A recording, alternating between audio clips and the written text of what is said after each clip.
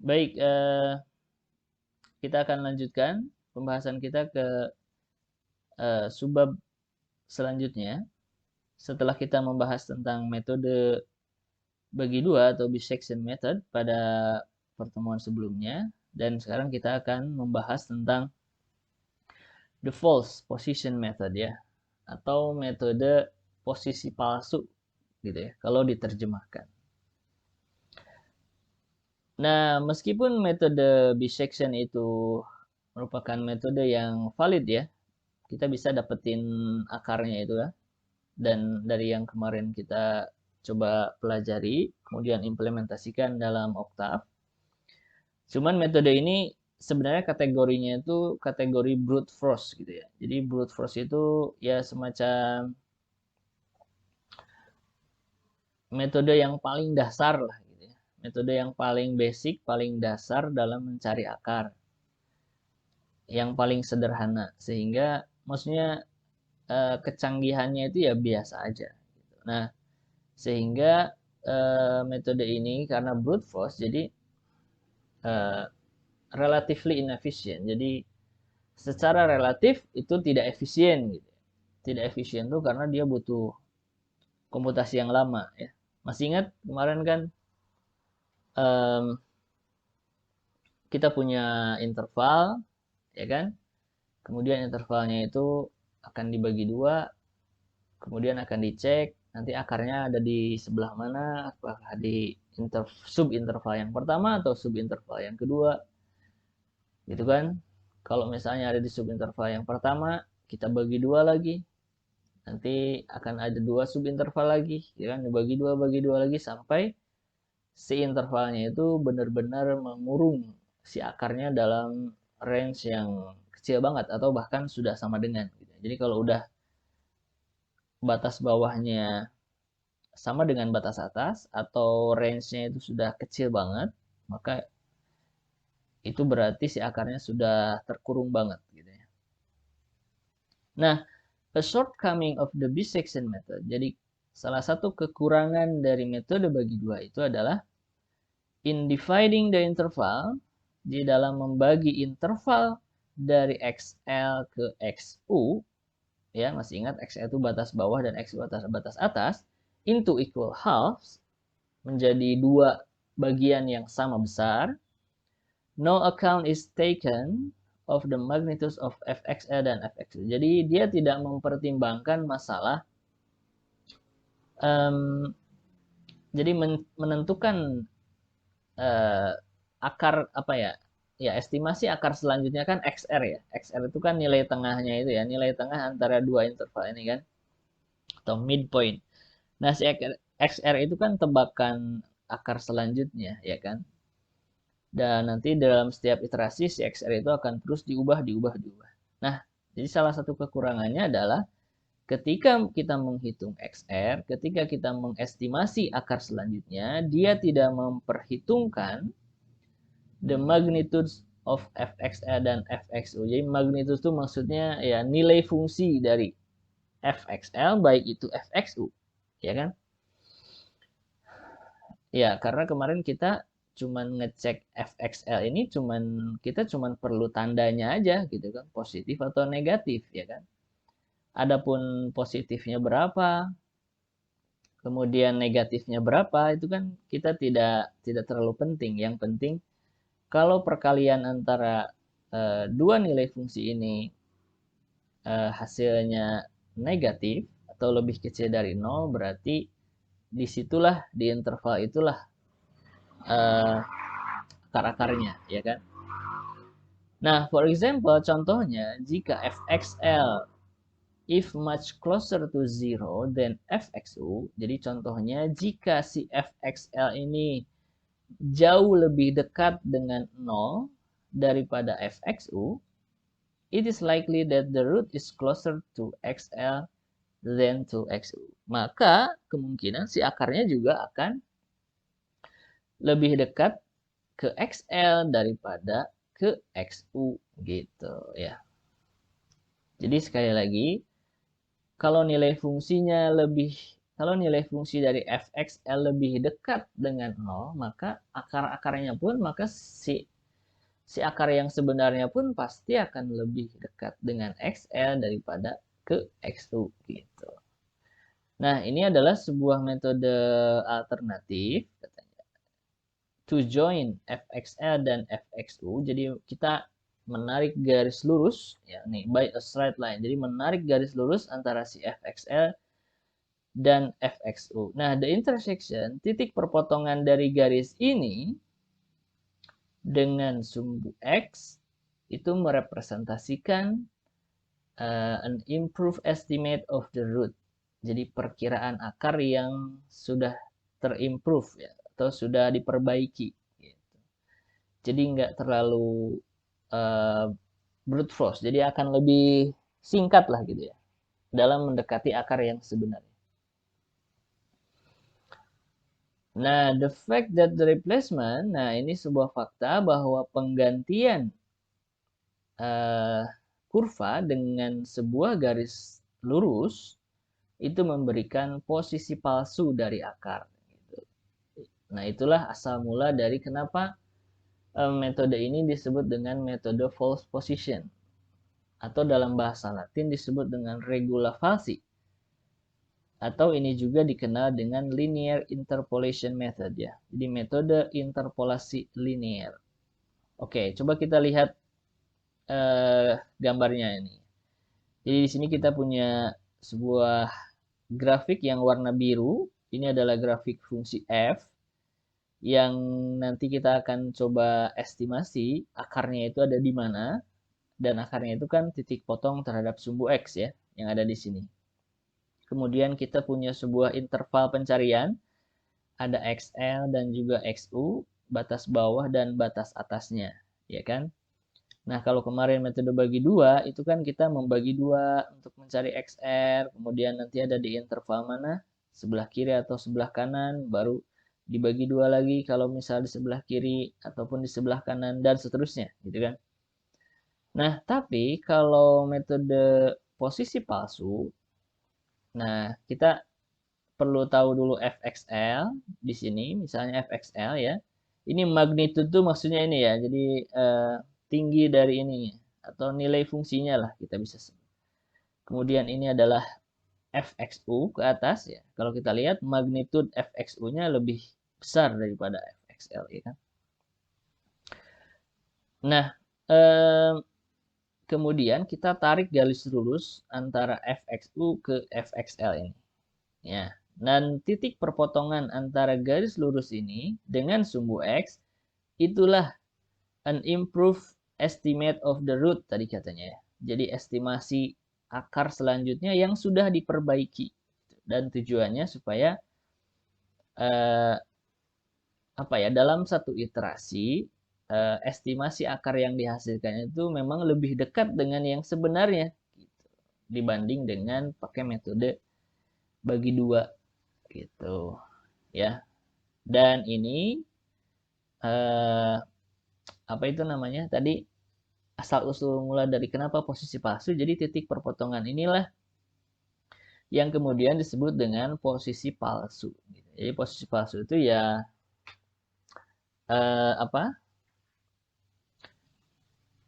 ya estimasi dari akar yang sebenarnya gitu. Dan ini disebut juga dengan interpolasi linear ya. Itu interpolasi linear. Nah, jadi ini kalau di kalkulus kayak apa? Second line ya. Garis potong gitu ya. Garis potong antara. Tapi kalau di kalkulus kan mencari gradien ya biasanya ya. Dan kemudian dicari limitnya untuk mendapatkan tangent line ya, garis singgung. Oke, kita lanjutkan ke formulasi dari rumusnya ya. Nah, kalau kita pandang oke, gimana nih cara menghitung XR dengan ilustrasi grafik seperti ini? Nah, kalau kita pandang di sini kan sumbu X ini dia membagi dua semacam segitiga ya, segitiga siku-siku ya. Ini ada yang lebih kecil dan ini yang lebih besar gitu ya. Nah, gimana cara menentukan si XR? Nah, kita bisa menggunakan rumus kesebangunan ya. Kesebangunan segitiga ya kan.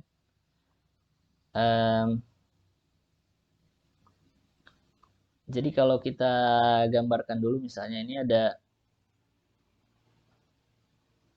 segitiga yang kecil gitu ya. Kemudian ada juga segitiga yang besar. Nah, kalau segitiga yang kecil, siku-sikunya kan ada di XL ya. Jadi ini XL, ini XU ya.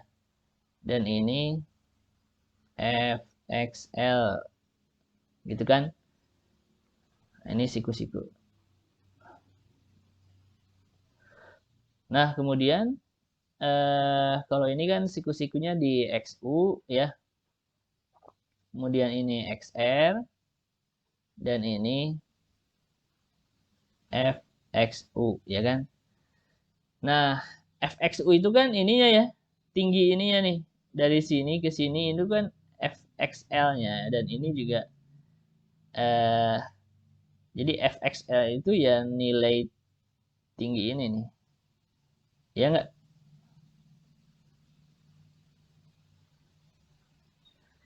Jadi kalau berapa nilai fungsi ketika XU? Misalnya XU-nya adalah 5.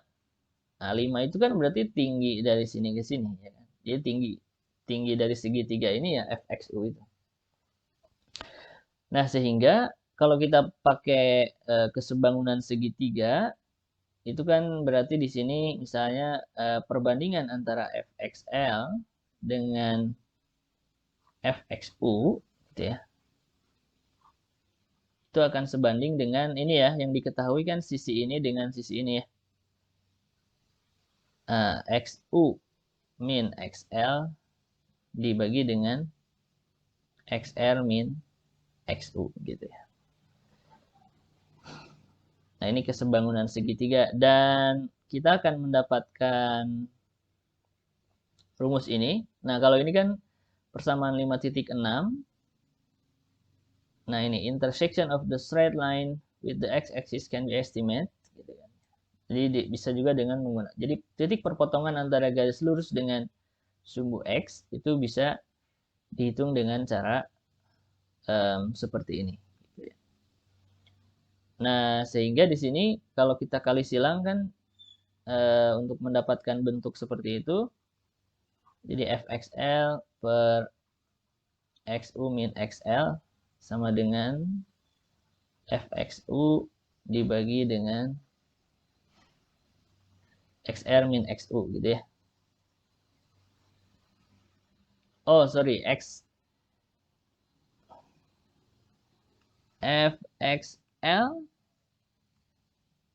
xr min xl. Bentar. fxl.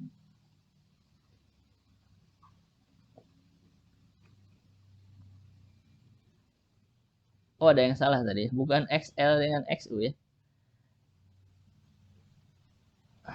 Apa tadi?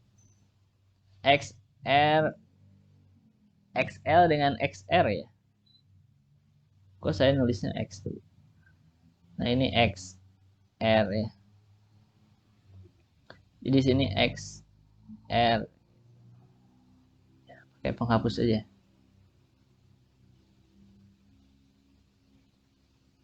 Ya, kok nggak bisa?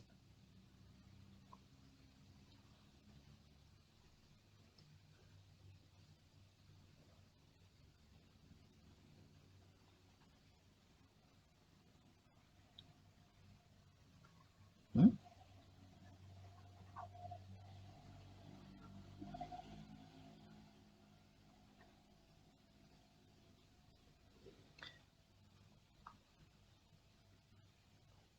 Oke, ini salah tadi, bukan XR. Ini XR. Ini XR. Oke ya, jadi FXL per apa? XR min XL, kemudian FXU XR min XU gitu ya. Nah, kemudian kita bisa mendapatkan 5.7 dengan, jadi ada penurunannya ya. Oke, kita coba lihat penurunannya. Nah, kalau kita kali silang katanya persamaan 5.6, maka kita akan mendapatkan ini, ya kan? Jadi kalau kita kali silang, maka kita akan mendapatkan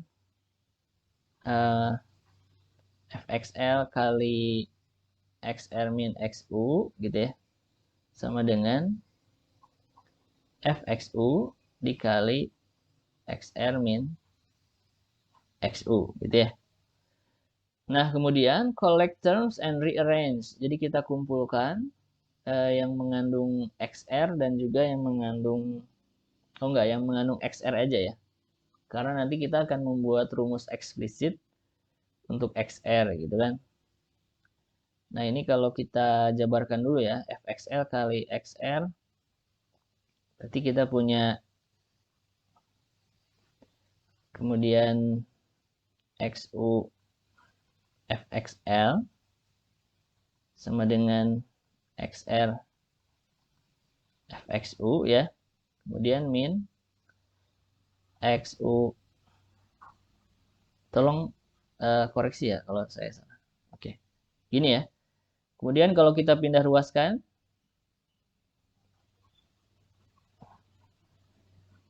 ini jadi min xr. Jadi si xr ini pindah ruas ke kiri ya. Kemudian di kanan ini pindah ruas ke kanan jadi positif. Dikurangi xu fxu ya kan. Nah, kalau xr-nya kita faktorkan, maka di sini jadi fxl min fxu ya, sama dengan xu fxl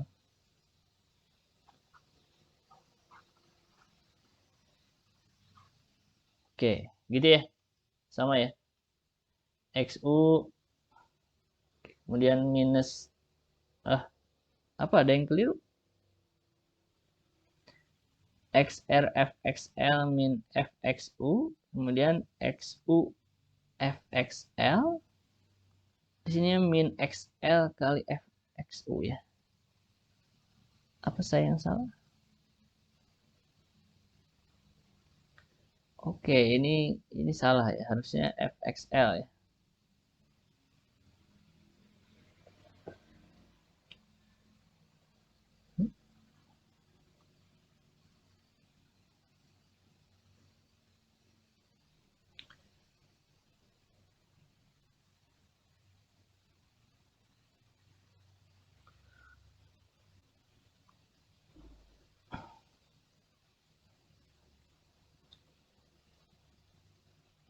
Iya kan? XR min XL ya. Sini XL. Sini L. Sini L. Sini L ya. Oke, sama ya. Kemudian dibagi dengan fxl min fxu, maka kita akan mendapatkan ini ya. Jadi ini tinggal ya, jadi pembagian ke sini ya. Nah, maka kita punya XR-nya itu XU kali FXL min XL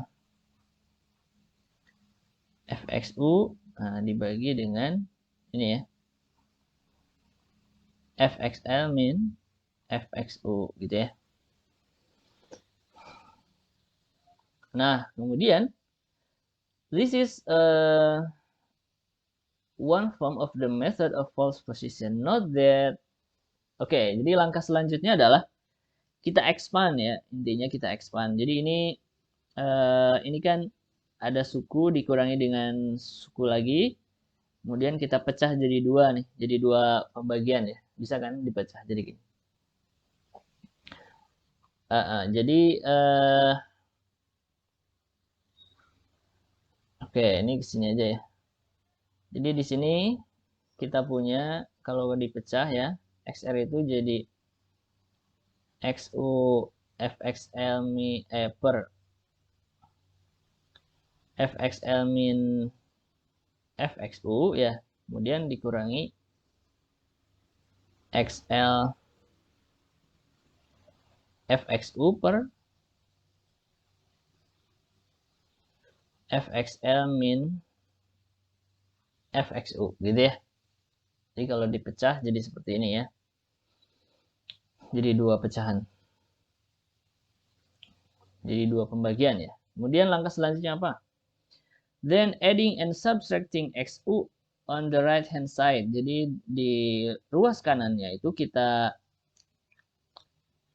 tambahkan ini apa? XU dikurangi XU. Ini kan hasilnya 0 ya sebenarnya.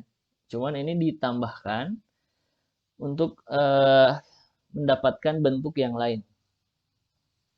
Oke.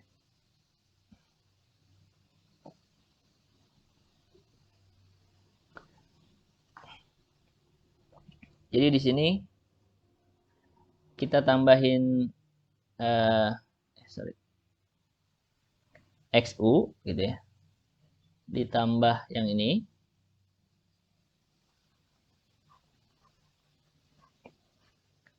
Per FXL min FXU. Kemudian XU dikurangi XU gitu ya.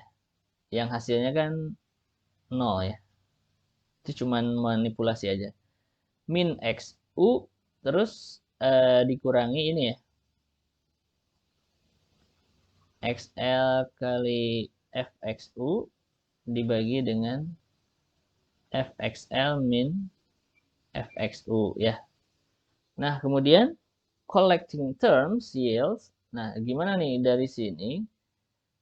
Kalau kita kumpulkan suku-sukunya katanya kita akan mendapatkan hasil seperti ini. Jadi kalau kita lihat ini kan XL, FXU dan ini kan nggak berubah ya. Tapi kalau yang ini berubah nih. Yang asalnya XU, FXL ini jadi XU, FXU ya kan. Dan suku ininya tidak ada ya. Berarti ini dioperasikan dengan yang ini. Oke, gimana caranya?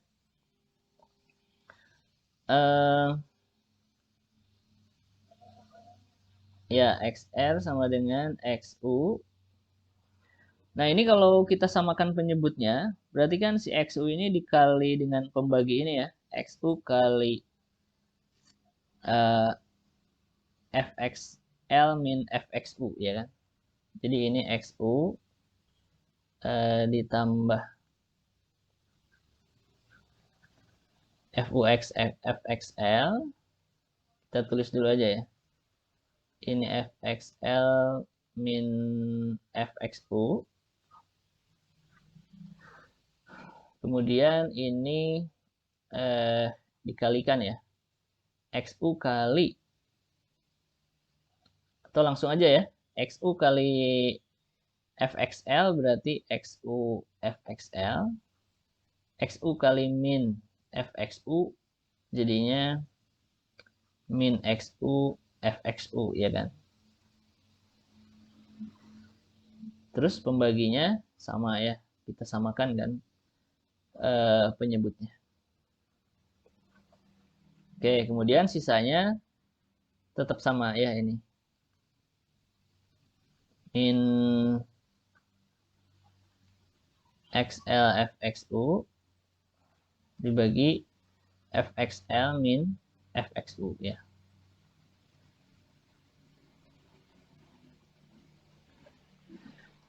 Gitu ya. Nah, kemudian yang ini dan ini kita operasikan ya.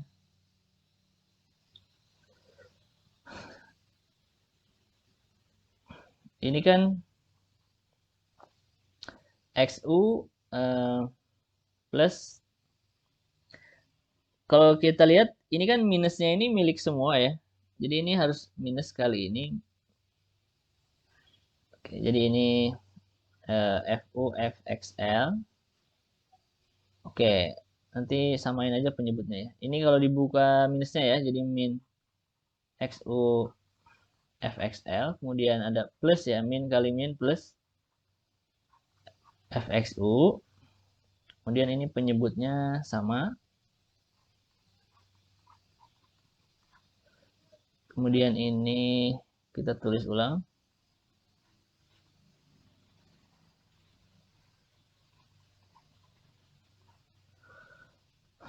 Oke, kemudian ini kan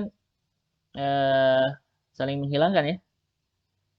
Jadi 0, berarti kita hanya punya xu, fxu dibagi dengan fxl min fxu ya, dikurangi xl fxu dibagi fxl min fxu ya. Nah, gitu. Coba, sama kan? Oke, sama ya, xu, fxu ya. Jadi sekarang kita punya fu, xu. Kemudian, kita bisa tuliskan jadi bentuk seperti ini. Gimana caranya? Ya, ini kan penyebutnya sama ya. Jadi, bisa kita buat dalam satu per ya. Kemudian ini dikurangi ini. Lihat, dua-duanya kan mengandung fxu ya. Berarti fxu-nya bisa kita faktorkan ya. Jadi penyebutnya ini kan sama ya. Kita satukan lagi setelah tadi dipecah ya. Nah, ini kan ini mengandung fxu, ini juga sama, jadi difaktorkan. Ini fxu-nya, kemudian dikali xu ya, min xl. Gitu. Jadi kita punya formula xr-nya ini nih, untuk metode posisi palsu.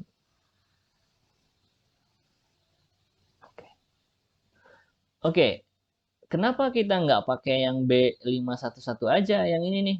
Toh ini juga sama XR ya kan? Kenapa harus diturunkan sampai kita dapetin ini? Toh intinya sama aja. Sama aja tuh maksudnya, lihat di sini ada FXL, ngitung FXU, ya kan? Sama ya dengan yang ini. Nah, cuma di sini ada keterangannya nih. Ini itu sama saja dengan 57. Which is this form because 57 itu yang tadi ya.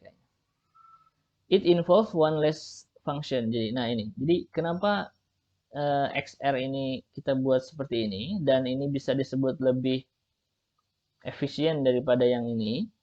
Jadi kalau tujuannya sama ya, tapi lebih efisien dari sisi komputasi dibanding dengan B511. Kenapa? Nah, di sini one less function evaluation dan one less multiplication ya. Jadi maksudnya menghitung apa? Menghitung fungsinya itu berkurang satu. Coba lihat di sini kan menghitung f-nya itu 4 ya. fxl, fxu, fxl dan fxu ya kan. Kalau ini kan ada 3 ya ngitung fungsinya. Ini 2 dan 3 ya kan. Jadi dari sisi menghitung fungsi ini lebih sedikit daripada B511. Satu lebih sedikit. Kemudian ada one less multiplication. Jadi perkaliannya itu juga satu lebih sedikit. Coba kita lihat ini kan perkaliannya kan ada 2 ya, xu kali fxl, kemudian ini xl kali fxu ya kan. Kalau ini kan fxu kali hasil pengurangan ini, selisih ini kan. Jadi cuma sekali perkaliannya. Nah, dari sisi komputasi itu ini lebih efisien gitu ya. Karena menghitung fungsinya lebih sedikit, kemudian perkaliannya itu juga, operasi perkaliannya juga satu lebih sedikit gitu. Karena dalam komputasi oke lah kalau perkaliannya sedikit kita bandingkan ini nggak ada perbedaan ya. Tapi kalau perkaliannya banyak banget itu akan kelihatan pengaruhnya terhadap waktu komputasi gitu ya. Karena perkalian dan pembagian, apalagi pembagian ya. Pembagian itu sebisa mungkin dihindari ya. Karena itu beban komputasinya lebih besar ya. Jadi utamakan penjumlahan pengurangan aja. Tapi kalau susah ya udah. Cuman di sini kalau kita lihat memang perkaliannya lebih sedikit daripada ini. Berarti dari sisi beban komputasi itu lebih sedikit pula gitu ya. Oke ya, jadi ini adalah cara menentukan XR-nya. Nah ini sama dengan 5.7 tadi ya. Dimana mengubah dari 5.6 ke 5.7 gitu ya. Oke, jadi di sini dalam kesimpulannya, dalam menghitung XR, kan kalau yang bagi dua itu cuman bagi dua aja ya, jumlahkan, terus bagi dua ya kan. Tapi kalau XR yang metode posisi palsu, kita memperhitungkan nilai fungsi di titik XL dan juga di titik XU gitu kan. Jadi untuk mendapatkan improvisasi dari estimasi akar yang lebih baik. Oke, kita coba lihat contohnya ya. Ini ada contoh 5.5 ya. Gunakan metode posisi palsu untuk menentukan akar dari persamaan yang sama yang dievaluasi di contoh 5.1 ya. 5.1 itu yang kemarin yang minggu lalu kita bahas ya, yang di metode bagi dua ya. Benar nggak?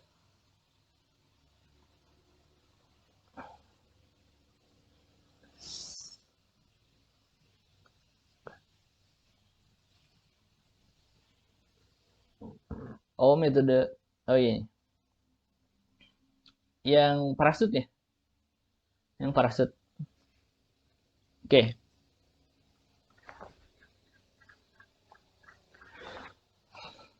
jadi ini masalahnya yang tentang parasut itu ya. Nah, kemudian tapi di sini kita akan menggunakan metode posisi palsu ya. Seperti di contoh 5.3, nah kita menggunakan intervalnya ini XL-nya 12 dan XU-nya 16 ya. Sama di metode bagi dua juga sama ya kemarin.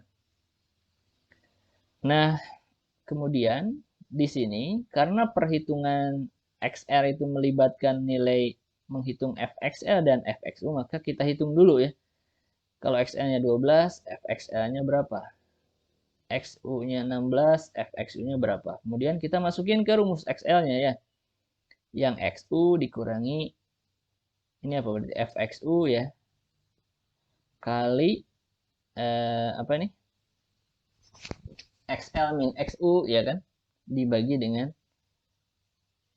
ini apa nih? FXL min FXU ya. Hasilnya adalah 14,309.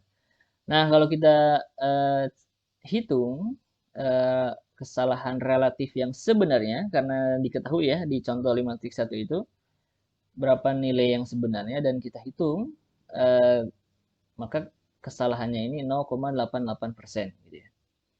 Kemudian kita lanjutkan ke iterasi yang kedua. Nah, di iterasi yang kedua kita cek dulu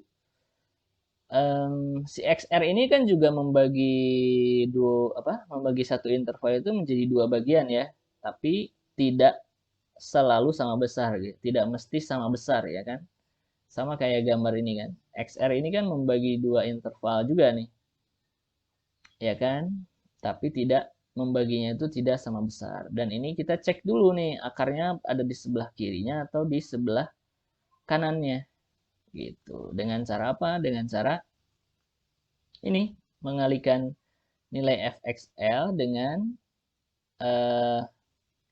fxr ya. Apakah nilainya positif atau negatif? Kalau negatif nilainya berarti kita bisa pastikan akarnya ada di interval xl ke xr ya kan. Tapi kalau ini nilainya positif, maka kita pastikan akarnya ada di interval yang kedua ya kan, yaitu xr ke xu. Nah, kita lihat di sini hasilnya negatif nih berarti. Iya kan? Hasilnya negatif. Maka akarnya itu ada di first subinterval. Jangan bayangkan contoh yang gambar tadi ya, karena gambar tadi itu fungsinya bukan yang ada di contoh 5.1 ya. Kalau tadi kan di contoh itu setelah kita dapat XR ada di subinterval yang kedua ya kan. Jadi jangan bayangkan contoh itu. Nah, ini kan hasilnya negatif, berarti kita pastikan akarnya ada di XL ke XR, ya kan? Kemudian, maka si XU-nya yang akan bergeser ke XR. Jadi XR-nya itu akan digantikan dengan XU, ya kan? Berarti intervalnya jadi semakin kecil. Nah, jadi XU-nya sama dengan 14,911.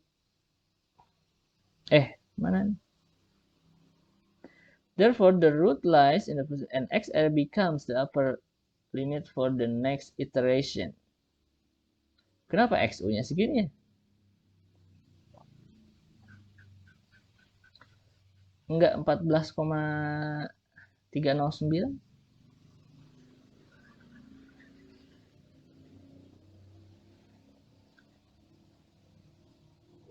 Ini juga nggak konsisten ya. Ini XU-nya segini. Ini XU-nya segini. Ya nggak? Terus di sini XR-nya 309. Jadi ini masih perlu dicek ya. Mungkin yang benar ini ya, 9309. Jadi ini harusnya ada 9-nya dan ini salah ini. Harusnya masa nggak sama ya? Oke, jadi buku itu memang kadang ada salahnya ya, editornya ataupun penulisnya keliru ya. Jadi ini jangan angka-angka yang ada di buku jangan juga dipercaya 100% ya. Hanya harus dicek dulu ya.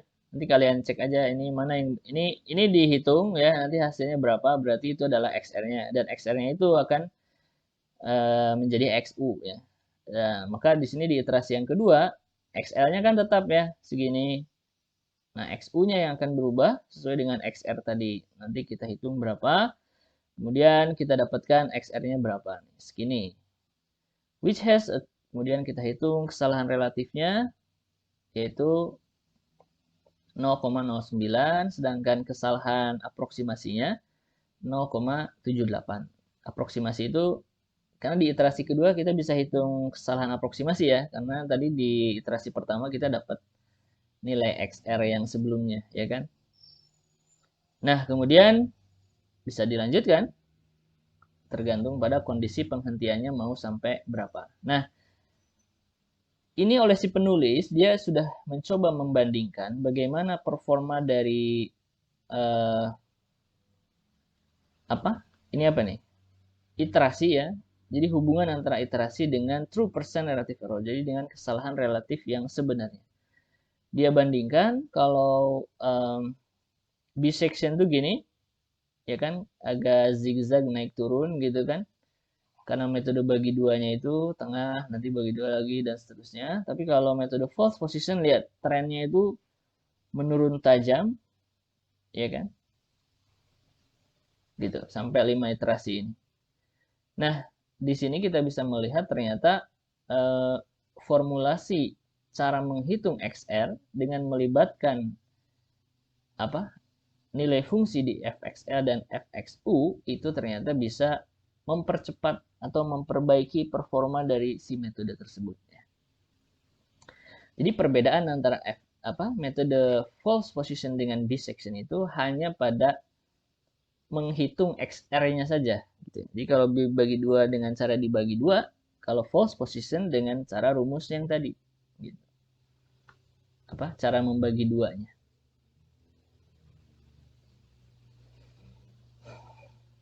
Oke, nah ini ada pitfalls ya, ada jebakan dari metode bagi dua. Metode posisi palsu ya. Coba kita lihat. Nah, meskipun metode posisi palsu ini would seem to always, jadi meskipun metode posisi palsu itu dia masih akan selalu mengurung akarnya, ya kan? Tapi katanya ada beberapa kasus di mana metode ini juga nggak bagus. Bahkan metode bagi dua yang lebih bagus. Tapi secara umum, metode false position itu lebih bagus lebih baik dari metode bagi dua. Ini hanya ya kasus-kasus tertentu ya. Kita coba lihat contohnya. Misalnya kita punya fungsi fx sama dengan x pangkat 10 min 1 dan interval pencariannya 0 sampai 1,3. Kemudian di sini dibandingkan antara metode bagi dua dengan metode posisi palsu. Ini adalah tabel metode bagi dua ya. Dihitung selama 5 iterasi. ini XL-nya, ini XU-nya, kemudian ini perubahan XR-nya dari iterasi ke iterasi, kemudian ini perubahan dari kesalahan aproksimasi. Ini 100% ya. Jadi di iterasi sebelumnya di set 0 supaya dia 100%. Oke, kemudian ini kesalahan yang sebenarnya.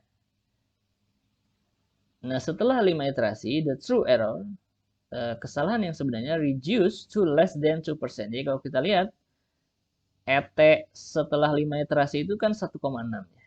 Dia itu reduce to, jadi kurang dari 2%. Nah, gimana kalau metode posisi palsu nih? Untuk kasus yang sama, kita lihat ET-nya ET-nya itu 59,2, ya kan? Setelah 5 iterasi jauh banget ya. Ini udah 1,6, ini masih 59,2 gitu. Oke. Nah, kalau di plot gambar fungsinya yang tadi itu gambarnya seperti ini ya. Nah, ini ada grafiknya seperti ini. Kemudian tadi kan 0, intervalnya 0 sampai 1,3 ya. 1,3 itu ya deket-deket sini kan. Nah, asalnya kan dia tarik garis lurus ke sini ya kan. Kemudian XR-nya itu ini ya kan. Nanti XL-nya maju ke sini. Terus berarti di sini FX-U-nya ya. Nanti tarik garis lagi ini kan. Maka kita dapat titik potong lagi dengan sumbu X di sini ya kan. Maka XL-nya maju. Berarti FXL-nya di sini. Nanti tarik garis lagi gitu ya kalau dibayangkan. Dan seterusnya. Jadi kalau kita lihat di sini pergerakan dari XR-nya itu lambat sekali ya kan. Lambat sekali. Ya lama-lama akan menuju ke sini. Tapi dia lambat untuk kasus yang seperti ini. Dan ini tadi ya ini disebut ya semacam ya kasus tertentu di mana metode posisi palsu ini jelek gitu ya performanya. Padahal sebenarnya tadi menurut teorinya metode posisi palsu itu katanya kalau nilai fxl-nya itu mendekati 0, maka bisa kita pastikan xl-nya juga akar yang sebenarnya dekat dengan xl. Lihat di sini. Fxl-nya kan di sini ya. Kalau ini 5, berarti kira-kira ini 1 ya. Sebut aja ini fxl-nya 1. Sedangkan fxr-nya yang 1,3 itu berapa ini? Ya 10, 11, 12, 13 ya kan? 13. Nah, menurut teorinya tadi kan kalau nilai fxl-nya lebih dekat dengan 0, ya tentu 1 lebih dekat dengan 0 ya kan daripada 13 fxu-nya ya kan. Harusnya si akarnya itu lebih dekat dengan XL, ya kan? Tapi ternyata ada untuk kasus ini kita lihat akarnya itu lebih dekat dengan XU, ya kan?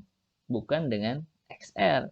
Walaupun nilai fungsinya lebih dekat ke 0 yang XL daripada yang XR, yang XU, sorry. Gitu ya. Nah, ini semacam apa namanya?